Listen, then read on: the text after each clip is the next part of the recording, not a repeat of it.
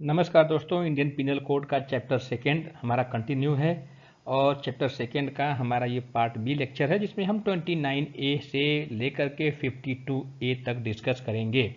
लेकिन हम बीच में हमने 5 सेक्शंस छोड़ रखे हैं जिसके लिए हम एक अलग से सेपरेट लेक्चर बनाएंगे। वो हमारा 34 से 38 तक है। कॉमन इंटेंशन की बात उसमें की गई है। तो आइए चलते स्टार्ट करते हैं। पहले हम देखेंगे इसमें इंपॉर्टेंट क्या क्या है, उसको हमने रेड मार्क किया है, वो आपको देखना होगा, याद करना होगा, क्योंकि प्री में वो पूछे जाते हैं सेक्शन बेस्ड।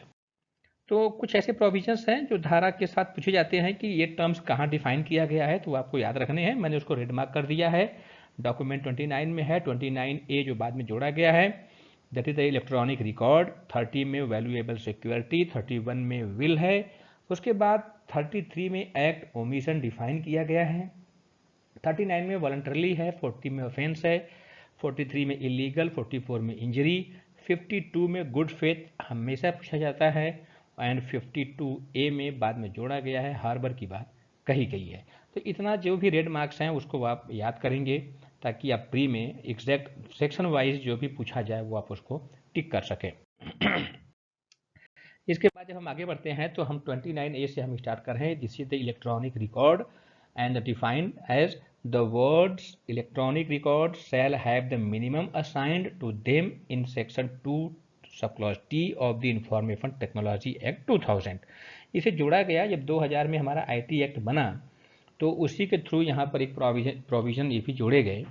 तो उसकी मीनिंग, इलेक्ट्रॉनिक रिकॉर्ड की मीनिंग सेम वही है जो कि IT एक्ट में है, और वो कहाँ पे डिफाइन है, 2T में डिफाइन है। IT एक्ट के सेक्शन 2 सबक्लॉज T में डिफाइन है। इसके बाद 30 हमारा है वैल्यूएबल सिक्योरिटी। बहुत इंपॉर्टेंट है, प्री में जो है पूछा जाता है, बहुत ज़्यादा पूछा जाता है। तो the words valuable security denote a document which is or purport to be a document. What is that?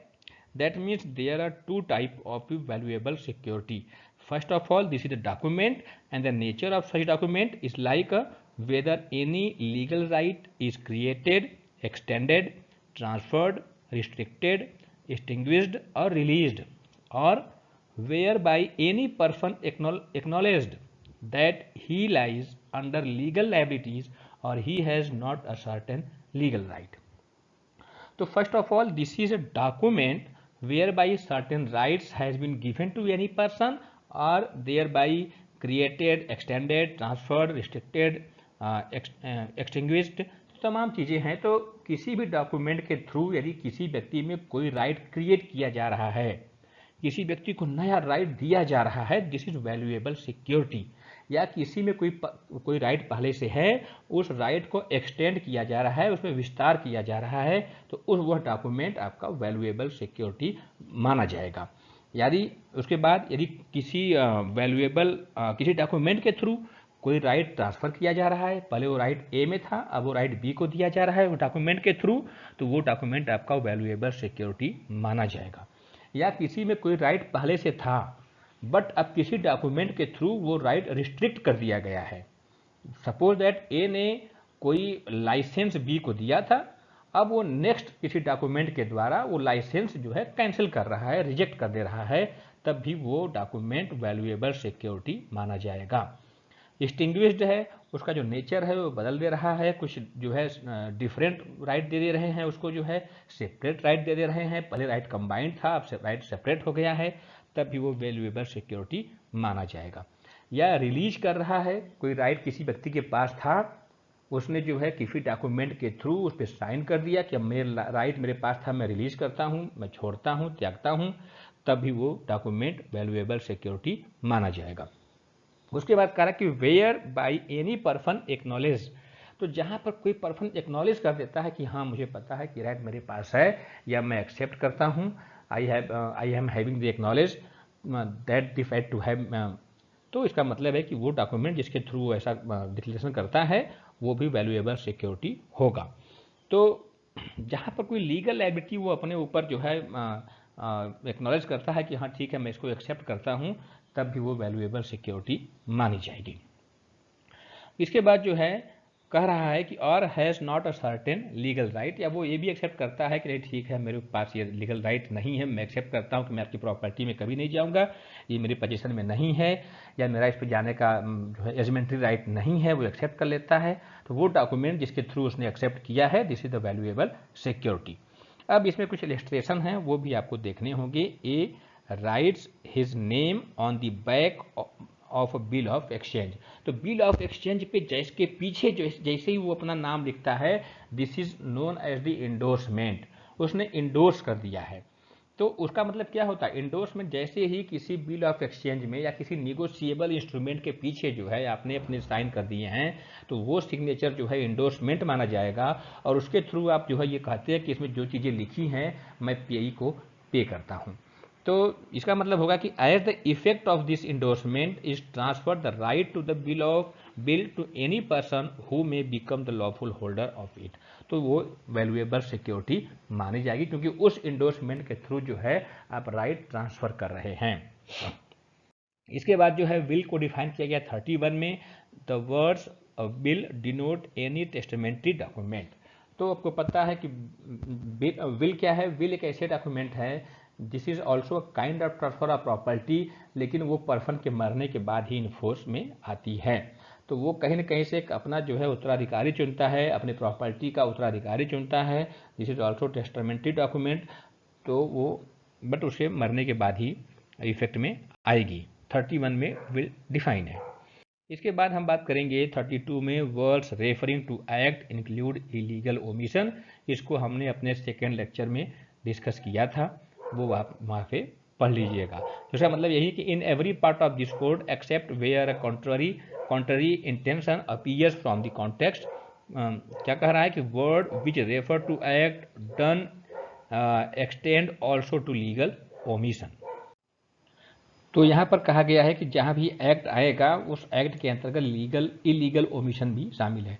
तो हम किसी एक्ट के थ्रू किसी को इंजर्ड करते हैं, कोई ऑफेंस करते हैं, तो इसका मतलब है कि हम ओमिशन के थ्रू भी यदि किसी को हम इंजर्ड करते हैं, कोई ऑफेंस करते हैं, तब भी वो एक्ट के डेफिनेशन में आएगा, हम उतना ही उसके लिए दोषी होंगे, हमें उतना ही पनिशमेंट मिलेगा जो कि एक्ट करने के लिए प्रेस्क्राइब्ड है। देन आफ्टर 33 में एक्ट एंड ओमिशन डिफाइन है। तो डिफाइन तो 33 में है एक्ट एंड ओमिशन, बट 32 में एक्ट में ओमिशन इंक्लूड है। तो जब भी पूछेगा कि एक्ट कहाँ डिफाइन है, ओमिशन कहाँ डिफाइन है, वो आपको 33 पे ही टिक मारना होगा। तो एक्ट का मतलब ये है कि as well as a series of act as a single act.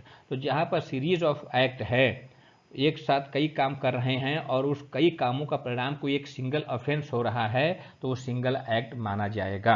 इसी तरह ओमिशन में भी है, छोटे छोटे ओमिशन कर रहे हैं, ओमिट कर रहे हैं, तो अगर वो मिला करके कोई एक ऑफेंस बन रहा है तो वो एक पूरा का पूरा एक ओमिशन माना जाएगा और व्यक्ति उसके लिए दोषी होगा। अब इसके लिए हमने जो है बनाया था लेक्चर, उसको आप देखिएगा। इसमें मैं एक एग्जांपल आपको देना चाहूँगा कि सपोज दैट एक जेलर है, वो अपने प्रिजनर को मारना चाह रहा है, तो उसने उसको कम खाना देना शुरू कर दिया है। तो वो कम खाना देने से धीरे धीरे धीरे वो मर जाएगा। हालांकि उसके किसी एक सिंगल काम से वो नहीं मरेगा, लेकिन पूरा एक्ट ऑफ सीरीज अगर देखेंगे तो वो उसी के कार्यों का परिणाम है कि वो डेथ उसकी हो गई है, तो वो मर्डर माना जाएगा और पूरा का पूरा उसका कई सिंगल छोटे छोटे काम जो है एक सिंगल एक्ट माना जाएगा। इसीलिए यहाँ पे डेफिनेशन किया गया है। एक बहुत अच्छा इस पर जो है केस भी था, जो है एम्परर वर्सेस खंडू बलाट का केस था, बहुत इंपॉर्टेंट था। खंडू बलाट जो है बाहर से आता है और अपनी वाइफ से पीने को पानी मांगता है, उसकी वाइफ देने से मना कर देती है, तो उसको अचानक गुस्सा आता है और उसको मारने के इंटेंशन से वो उस पर प्रहार करता है, अटैक करता है, बट वो बेहोश हो जाती है। और उसने सोचा, एक्यूज ने सोचा कि शायद इसकी डेथ हो गई है, तो उसने एविडेंस मिटाने के इंटेंशन से उसको फांसी के फंदे पर लटका दिया। अब उसकी डेथ हो गई। तब यहाँ पे क्वेश्चन, उसको मर्डर के लिए दोषी चार्ज फ्रेम किया गया कि उसने मर्डर किया है, बट उसने कहा कि हमारे यहाँ क्रिमिनल लॉ में एक मैगजीम है, acts non face it रियम नीसी mains seat रिया। इसका मतलब है कि आपका एक्टस रियस और मेंस रिया दोनों एक साथ होना चाहिए। तो जब मेरा मेंस रिया था, मैंने अटैक किया था, बट वो मरी नहीं, इसका मतलब है कि मेंस रिया और एक्टस रियस कभी साथ में नहीं रहा मर्डर के लिए।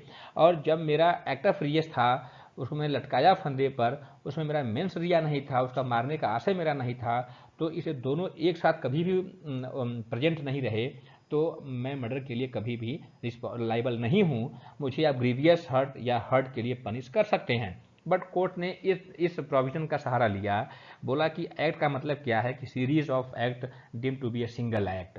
तो आपने जैसे उसको पहला अटैक किया और लास्ट के फांसी के फंदे तक माने, ये आपके दो अलग अलग एक्ट हैं, लेकिन दोनों के कॉन्सिक्वेंसेस क्या हैं, मर्डर हैं, तो आपका सिंगल एक्ट माना जाएगा।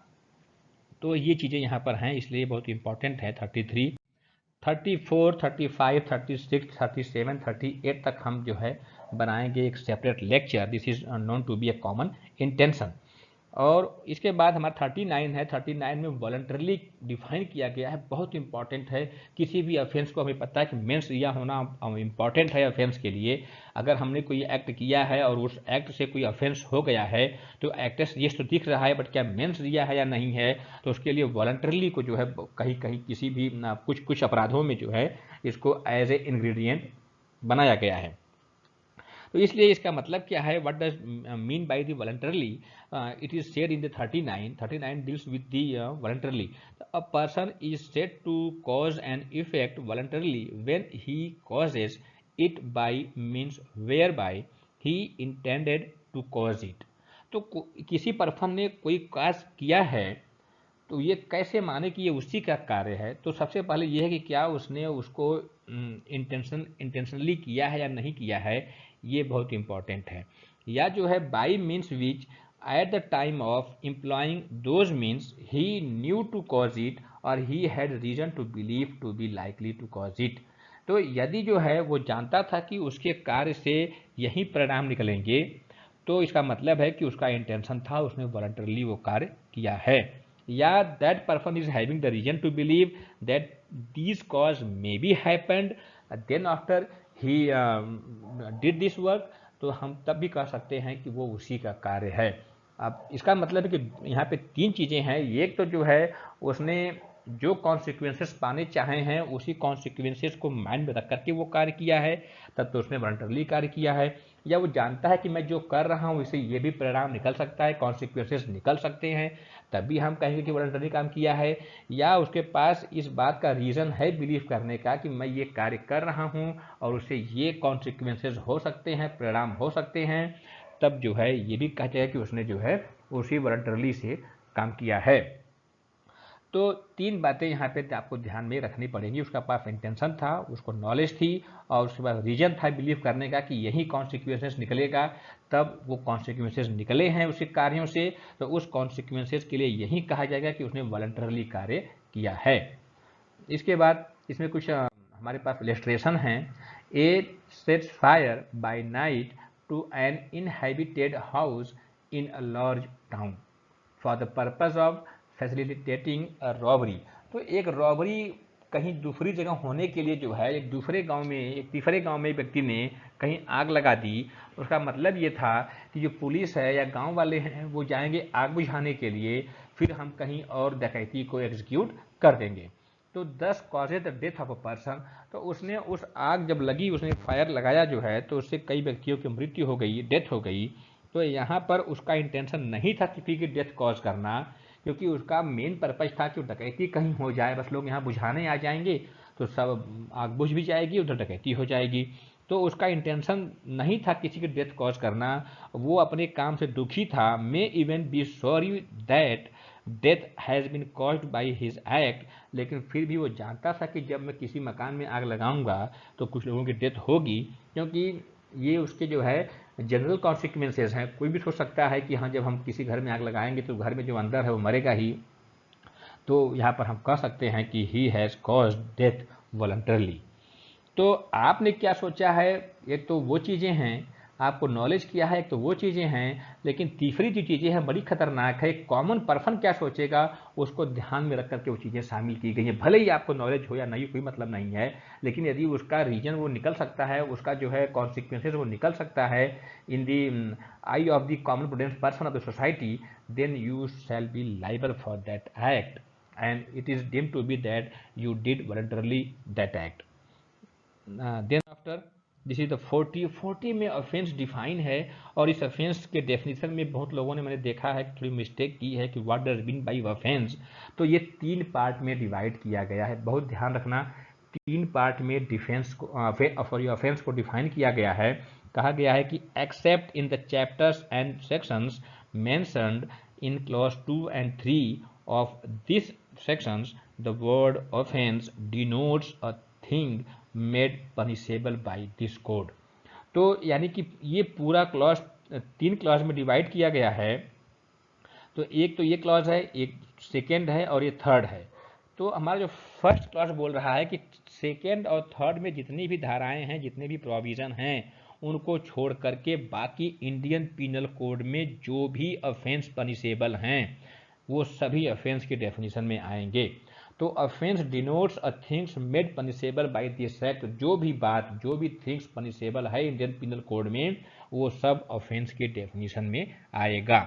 लेकिन 2 and 3 में जो प्रोविजंस हैं उनको छोड़ करके बोल रहा है। तो इसका मतलब क्या है कि जो 2 और 3 में जो प्रोविजंस हैं वो ऑफेंस नहीं है। तो अब हम इसको देखेंगे कि ये क्या कह रहा है।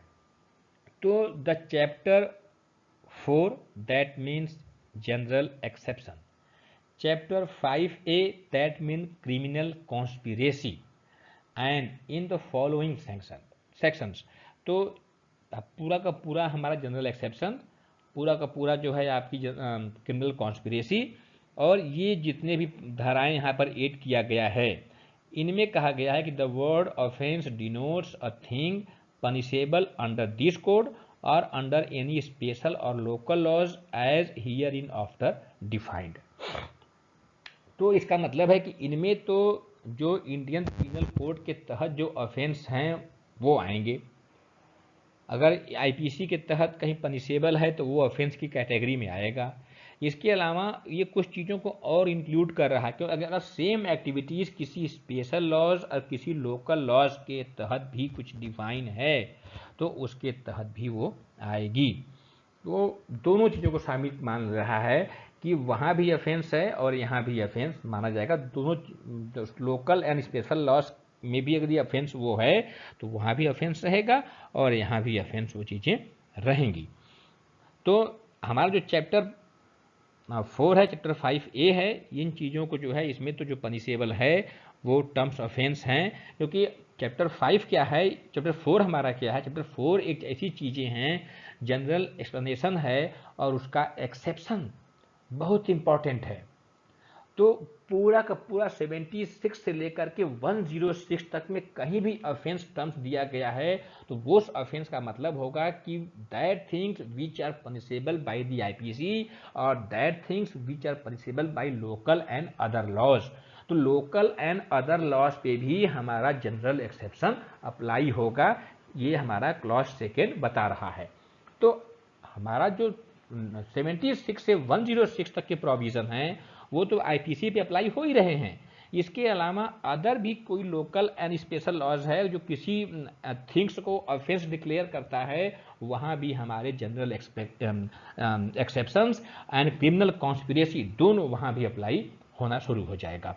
और जो धाराएं दी गई हैं, इन धाराओं में भी यदि कहीं ऑफेंस टर्म्स दिया गया है तो वो भी चीज़ें हमारी उस अदर लोकल लॉज एंड पे भी, स्पेशल लॉज पे भी अप्लाई होना शुरू हो जाएंगी। तो जो हमारे एक्सेप्शंस हैं वो this is the benefit for the accuse person, तो वो यदि किसी लोकल लॉज में भी आ रहा है तो वो इसका सहारा ले सकता है और यहाँ से जो है वो डेफिनेशन से बता सकता है कि हमें वो ये 76 से 106 तक के प्रावधान बेनिफिट हमें अदर लॉज में भी मिले हुए हैं। इसके बाद कह रहा है कि एंड इन सेक्शन 141 176 यहाँ तक है 441 तक, the word offense has the same meaning when the things punishable under the special laws or local laws in punishable under such laws with imprisonment for the term of 6 months or upward whether with or without fine। तो यहाँ पे जो provisions हैं, यदि same activities किसी local laws या other laws में भी पनिशेबल डिक्लेयर की गई है, ध्यान रखना, तब ये धाराएं वहां पर तभी लागू होंगी जबकि उसमें पनिशमेंट 6 महीने से ज़्यादा की हो, 6 मंथ की हो या 6 मंथ की ज़्यादा की हो, तब ये धाराएं भी वहाँ पर अप्लाई होने लगेंगी और जो डेफिनेशन यहाँ पे है, जो इंग्रेडिएंट यहाँ पर है, वो वहाँ पर भी होने चाहिए। तब ऑफेंस की सेम टर्म्स जो है दोनों चीज़ें अप्लाई होने लगेंगी। यही बात 40 में यहाँ पे कही गई है। आगे बढ़ते हैं। 41 स्पेशल लॉ डिफाइन किया गया है। ये स्पेशल लॉ का मतलब है कि किसी पर्टिकुलर सब्जेक्ट को ऑफेंस डिफाइन किया गया है, डिक्लेयर किया गया है, जिस लॉ के थ्रू किया गया है। This is known as the special laws define in 41। Local laws का मतलब है कि किसी पर्टिकुलर एरिया में कोई एक्ट अप्लाई है तो वो लोकल लॉ कहा जाएगा। 42 में इसका डेफिनेशन दिया गया है। 43 इलीगल को डिफाइन करता है। इलीगल को डिफाइन करता है, बहुत ध्यान रखना आप जो है, क्योंकि इसके 43 के साथ आपको 120A पढ़ना होगा, क्रिमिनल कॉन्स्पिरेसी। तो जब आप क्रिमिनल कॉन्स्पिरेसी पढ़ेंगे 120A, तब आपको 43 आपको ध्यान देना होगा, क्योंकि what does mean bye criminal conspiracy? This is an agreement between 2 or more person for do something. What do? This is the illegal things. तो जहां पर इलीगल थिंग्स कुछ करने के लिए एग्रीमेंट हो रहा है 2 or more पर्सन में, तो वहां पे जो है वो क्रिमिनल कॉन्स्पिरेसी मानी जाएगी। तो that is the agreement between 2 or more person for doing something illegal. तो दिस इज, तो what does mean bye illegal? तब वहां पे इलीगल के लिए आपको यहां पर आना पड़ेगा कि इलीगल का मतलब क्या है। तो विच इज एन ऑफेंस, वो इलीगल है। ऑफेंस क्या है? ऑफेंस हमने आपको देखा था प्रीवियस में जो है वो आपको देखना होगा। उसके बाद जो है which is prohibited by law, वो भी ऑफेंस है। यदि लॉ ने प्रोहिबिट कर दिया कि आपको ये नहीं करना है तो वो भी इलीगल माना जाए। Not offence, it is illegal. अब जैसे कहा गया है, अगर हम पढ़ें इंडियन कॉन्ट्रैक्ट एक्ट पढ़ें, तो कहा गया है कि यदि आप किसी को लीगल प्रोसीडिंग स्टार्ट करने से रोकते हैं, कोई ऐसा एग्रीमेंट है, तो वो एग्रीमेंट आपका इन्फोर्सिएबल नहीं है। तो दिस इज नॉट इलीगल, वो इलीगल नहीं है, वो आपका वाइड कॉन्ट्रैक्ट है बट इलीगल नहीं है। तो इलीगल क्या है? इलीगल का मतलब ये है कि हम यहाँ पर आएंगे जो ऑफेंस हो, जो लॉ ने प्रोहिबिट कर दिया है कि आपको नहीं करना है, तो जो चीज़ें आपको नहीं करनी है वो इलीगल हो जाएगी। जिसे कॉन्टिंजेंट, वेजरिंग कॉन्ट्रैक्ट है, तो वेजर कॉन्ट्रैक्ट जितने भी हैं वो इलीगल होते हैं, क्योंकि लॉ के थ्रू उसको इलीगल करा दिया गया है। तो वेजर कॉन्ट्रैक्ट इलीगल होते हैं और उसका इन्फोर्समेंट नहीं हो सकता, तो वहाँ पर वो भी इलीगल चीज़ है। नंबर 3 कह रहा है कि which furnishes ground for the civil action. तो यहाँ पर ऐसा है कि आपने कोई ऐसा कार्य कर दिया है कि जो सेकंड पर्सन को राइट देता है कि वो आपके अगेंस्ट में कोई लीगल प्रोसीडिंग स्टार्ट कर सके, that is the civil action, तो वो भी इलीगल माना जाएगा। तो इलीगल का मतलब यहाँ पे 3 चीज़ है। First is the criminal offence, this is the illegal. Second is कोई ऐसा प्रोविजंस हैं जिसे लॉ ने प्रोहिबिट कर रखा कि आपको नहीं करना है, तो वो भी इलीगल हो गया। एंड कोई ऐसा एक्टिविटीज जो सिविल एक्शन करने का राइट किसी थर्ड पर्सन को दे रहा है, this is also known as the illegal. आप किसी के प्रॉपर्टी में ट्रेस पास कर रहे हैं, तो जैसे ही आपने ट्रेस पास किया, उस पर्सन के पास सिविल एक्शन आपके अगेंस्ट स्टार्ट करने का राइट मिल गया है, तो इसका मतलब है कि वो भी इलीगल हो गया इंडियन पिनल कोड के पॉइंट ऑफ व्यू से। अब ये क्यों इतना इंपॉर्टेंट यहाँ पर है, जब हम 120A पढ़ेंगे तब हम उसको देखेंगे। और साथ में कहा गया है कि लीगली बाउंड टू डू, तो a person is said to be legally bound to do whatever it is illegal to him to omit. तो जहाँ पर किसी पर्सन को कुछ करने के लिए जो है वो ओमिट करता है, whatever it is illegal to him to omit, वो ओमिट करता है तो वो उसके लिए इलीगल होगा। तो इसका मतलब है कि उस कार्य को करने के लिए वो लीगली बाउंड था। तो हम कैसे कहेंगे कोई पर्सन लीगली किसी कार्य करने को बाउंड था? तो यदि वो कार्य नहीं करता है, वो एक्ट नहीं करता है, ओमिट करता है, तो वो इलीगल ओमिशन के लिए रिस्पॉन्सिबल होगा। तो इसका मतलब है कि वो उस कार्य को करने के लिए लीगली बाउंड था। उसकी ये डेफिनेशन यहाँ पर दी गई है। तो 43 में 2 टर्म्स डिफाइन है, illegal and second is legally bound to do. तो कभी कभी जो है बहुत रेयर केस में आता है सेकेंड पॉइंट कि ये कहाँ डिफाइन है, बट आपको याद रखना पड़ेगा। उसके बाद 44 इंजरी को परिभाषित करता है। इंजरी बहुत इंपॉर्टेंट है, क्योंकि जितने भी ऑफेंस हैं उसमें कोई ना कोई इंजर्ड होगा, तो इंजर्ड होगा तभी आप जो है उसके अगेंस्ट में क्रिमिनल एक्शन स्टार्ट कर सकते हैं। तो इंजरी आपको दिखाना इंपॉर्टेंट है। तो what does mean bye injury, तो यहाँ पे एनी हार्म आपको हुई है, तो हार्म में whatever illegally caused to any person and in body, mind, reputation और प्रॉपर्टी। तो एनी हार्म का मतलब है कि वो हार्म्स जो है आपको 4 तरह के हो सकते हैं। दिस इज ऑफ 4 काइंड्स, या तो आपको बॉडली हार्म हुआ हो, या आपको मेंटल हार्म हुआ हो, या रेपुटेशन आपकी जो है हार्म हो गई हो, या आपकी प्रॉपर्टी जो है हार्म हो गई हो। तो 4 चीज़ें हैं, प्रॉपर्टी में भी लॉस होता है, रेपुटेशन आपकी ख़राब हो जाती है, आप मेंटली टॉर्चर हो जाते हैं, या आपको बॉडली इंजरी हो जाती है, तो वो माना जाएगा कि आपको इंजरी हुई है। तो किसी पर्सन ने इलीगल रूप से जो है आपको कुछ किया है ऐसा कि आपको यहाँ हार्म्स हुए हैं 4 तरह से, तो कहा जाएगा कि आपको इंजरी हुई है। इंजरी बहुत इंपॉर्टेंट है। हालांकि क्रिमिनल मैटर में इंजरी सोसाइटी को होती है, लेकिन इसका मतलब ये नहीं कि जो इंडिविजुअल है वो उसको इंजरी ना हो, वो भी दिखाना इंपॉर्टेंट हो जाता है। इसके बाद जो है लाइफ डिफाइन है 45 में, 46 में डेथ डिफाइन है, और 47 में एनिमल डिफाइन है। इसको आप देख लेना। लाइफ मतलब life of a human being, death मतलब death of a human being, animal means any living creature. इसको आप बस जो मैंने किया है अंडरलाइन उसको माइंड में बैठा लेना, वही चीज आएगी। इसके बाद हम आते हैं 42 में vessel. The word vessel denotes क्या मतलब है कि any things for the conveyance of water of human being और ऑफ प्रॉपर्टी। तो पानी के रास्ते से ह्यूमन बीइंग को जाने के लिए या प्रॉपर्टी की ढुलाई के लिए कुछ भी चीज़ें हैं तो वो वेसल के अंतर्गत आएंगी। 48 में यहाँ पर डिफाइन किया गया है। तो यानी कि 2 व्यक्ति पीपा से बना करके जो है पटरा ऊपर बिछा देते हैं लकड़ी का, और उसी से जाते हैं आते हैं, तो वो भी वहाँ पे वेसल माना जाएगा। 49 में ईयर और मंथ डिफाइन है, जो कि आपका इंग्लिश कैलेंडर, ब्रिटिश कैलेंडर माना जाएगा। इसके बाद आगे बढ़ते हैं, ईयर और मंथ दोनों डिफाइन है। आगे बढ़ते हैं 50 में सेक्शन डिफाइन है, जो कि हर चैप्टर में जितने भी उसके स्टेंजा हैं उस स्टेंजा के पहले जो चीज़ मेंशन की गई है फिगर में, न्यूमरल फिगर में, this is known as the sections. उसके बाद 51 में ओथ डिफाइन है। ओथ को आप ध्यान रखना कि 51 में ओथ डिफाइन है। तो ओथ में जो है ये क्या कह रहा है कि the word oath includes a solemn affirmation substituted by law for an oath. तो सबसे बड़ी बात ये है कि जहाँ पे लॉ के द्वारा कोई यदि चीज़ें हैं उसके सामने जो है आप कुछ चीज़ें अफर्म करते हैं कि हाँ दिस इज माइन, या I hear by solemnised affirm, तो वो चीज़ें वो मानी जाएंगी। इसके बाद जो है कहा गया कि any declaration required or authorized by law to be made before public servant. Law ने कुछ अथोराइज किया है या जो है रिक्वायर्ड है लॉ की कि आप जो है कुछ चीज़ें किसी पब्लिक सर्वेंट के सामने कुछ कहें, तो वहाँ पे वो भी चीज़ें वो मानी जाएंगी।